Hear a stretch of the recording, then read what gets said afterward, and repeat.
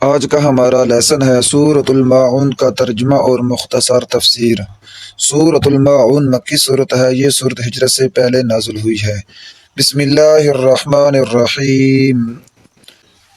اس صورت کی ابتدائی آیات میں ان کافروں کی مذمت کی گئی ہے جو حساب اور جزا کے دن کو جھٹلاتے ہیں اور یتیم کو دھکے دیتے ہیں، مسکین کو کھانا دینے کی ترغیب بھی نہیں دیتے، اور آخر میں منافقین کا ذکر ہے۔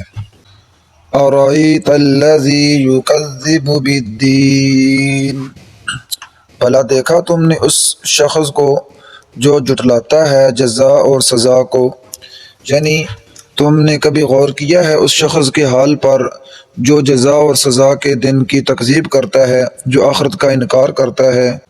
فَذَلِكَ الَّذِي يَدُعُّ الْيَتِيمَ، سو یہ وہی شخص ہے جو دھکے دیتا ہے یتیم کو، یعنی آخرت کا انکار کرنے والے جو لوگ ہیں ان کے اندر اس قدر خرابیاں پیدا ہو جاتی ہیں کہ وہ یتیم کا مال بھی کھا جاتے ہیں، یتیم کے مال پر قبضہ کر لیتے ہیں۔ اگر ان کے پاس کوئی یتیم مدد کی غرض سے آئے تو بجائے اس کی مدد کرنے کے اس کو الٹا تنگ کرتے ہیں، اس کو دھکے دیتے ہیں، اس کو دھتکار دیتے ہیں۔ ایک مشہور واقعہ حدیث پاک میں ابو جہل کے بارے میں آتا ہے کہ ابو جہل نے ایک یتیم کے مال پر قبضہ کیا ہوا تھا، اور وہ یتیم ابو جہل کے پاس گیا کہ یہ میرا مال مجھے واپس کر دیجئے، تو ابو جہل نے اس کو دھکے مار کر نکال دیا۔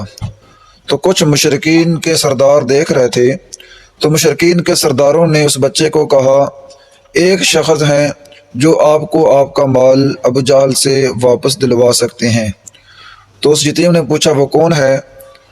تو انہوں نے بتایا کہ محمد صلی اللہ علیہ وسلم، یعنی انہوں نے تو مذاق کیا تھا کہ آپ دیکھتے ہیں کہ ابو جہل کی اور محمد رسول اللہ صلی اللہ علیہ وسلم کی آپس میں جو جھڑپ ہوگی، جو لڑائی جھگڑا بحث مباحثہ ہوگا، شو تماشا دیکھنے کے لیے انہوں نے یہ شرارت کی تھی۔ لیکن وہ بچہ چھوٹا تھا، وہ یہ سمجھ نہیں سکا کہ یہ لوگ میرے ساتھ ایک مذاق کر رہے ہیں۔ وہ بچہ نبی علیہ الصلوۃ والسلام کے پاس گیا اور سارا واقعہ سنایا، تو نبی صلی اللہ علیہ وسلم نے فرمایا کہ بیٹا میرے ساتھ چلو۔ نبی علیہ الصلوۃ والسلام اس بچے کو، یتیم لڑکے کو لے کر ابو جہل کے گھر جاتے ہیں۔ ابو جہل سے کہا کیا آپ نے اس بچے کا مال دینا ہے؟ ابو جہل نے کہا جی دینا ہے۔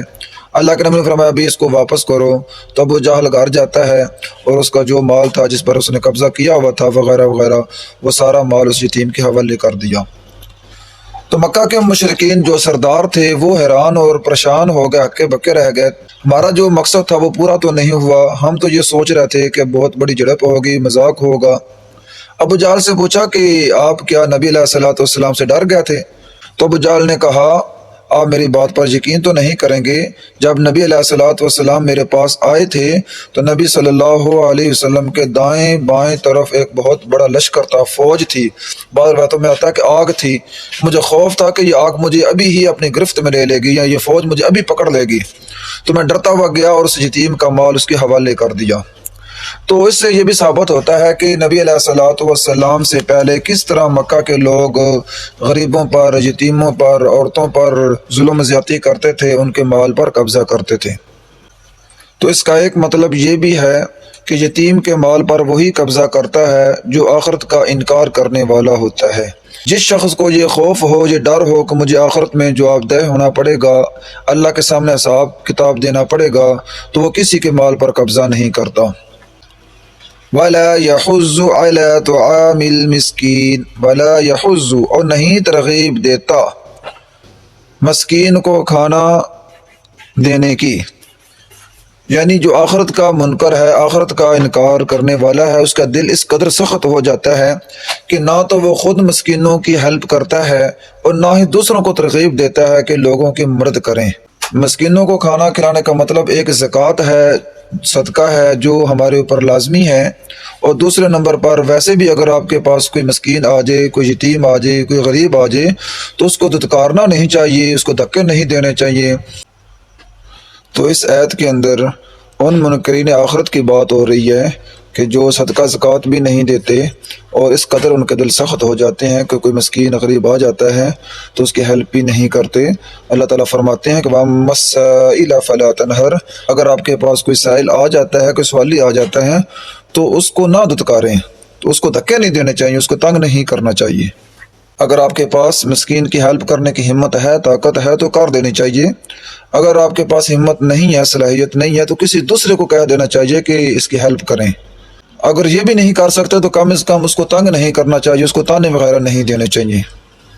فویل للمصلین، پس تباہی ہے ان نمازیوں کے لیے، یعنی وہ لوگ جو نماز پڑھنا تو نہیں چاہتے، اپنا کفر چھپانے کے لیے، اپنی منافقت چھپانے کے لیے وہ مسجد میں آ جاتے ہیں اور نماز پڑھتے ہیں۔ یہ منافقین کے بارے میں اللہ تعالیٰ فرما رہے ہیں کہ ان نمازیوں کے لیے ہلاکت ہے کہ وہ نماز پڑھنا نہیں چاہتے، مجبور ہو کر نماز پڑھتے ہیں، کیونکہ وہ آخرت کا انکار کرتے ہیں، ادھر آ کر نمازیں بھی پڑھتے ہیں، تو یہ اللہ تعالیٰ کو ان کا یہ رویہ بالکل بھی پسند نہیں ہے۔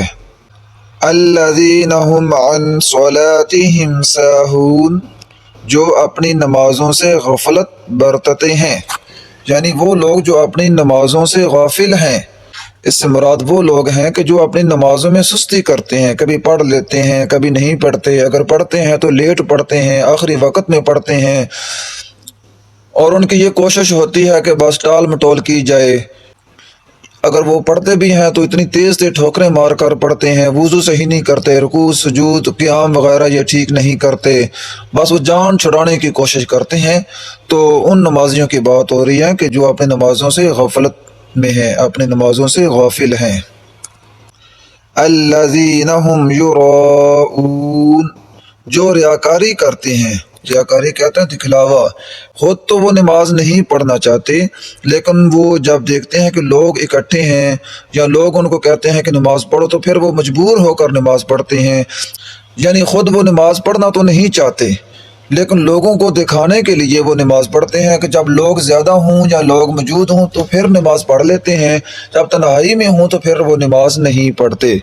تو جو بندہ ریاکاری کی نیت سے کوئی بھی نیکی کرتا ہے، چاہے کتنی ہی بڑی کیوں نہ ہو، تو اس کو ذرا برابر بھی اس کا ثواب نہیں ملتا۔ تو نیکی کی قبولیت کے لیے شرط یہ ہے کہ خلاص نیت کے ساتھ اللہ تعالیٰ کی رضا کے لیے وہ نیکی کی جائے۔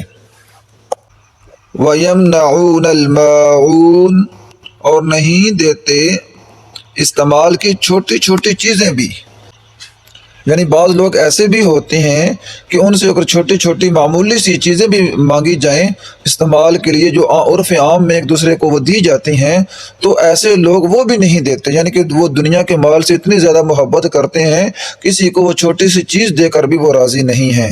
یعنی آخرت کے انکار سے بے شمار خرابیاں پیدا ہو جاتی ہیں، یعنی وہ بندہ یتیم کو دھتکار دیتا ہے، مسکین کو دھکے دیتا ہے، وہ اپنی نمازوں سے غافل ہو جاتا ہے، اور وہ بندہ ریاکاری کرنے پر اتر آتا ہے، اور وہ بندہ چھوٹی چھوٹی چیزیں بھی کسی کو نہیں دیتا۔ اگر اس کے اندر آخرت کا خوف ہوتا، آخرت کا یقین ہوتا، تو یہ سارے جتنے بھی گناہ اس میں بتائے گئے ہیں، تو جتنی بھی یہ خرابیاں بیان ہوئی ہیں، تو جو آخرت پر یقین رکھتا ہے تو وہ بندہ ان تمام خرابیوں سے دور رہتا ہے، اور اس کی ہر ممکن یہی کوشش ہوتی ہے کہ اللہ اس کا رسول میرے جس عمل سے راضی ہوں میں وہی عمل کروں، اور وہی وہ عمل کرتا ہے۔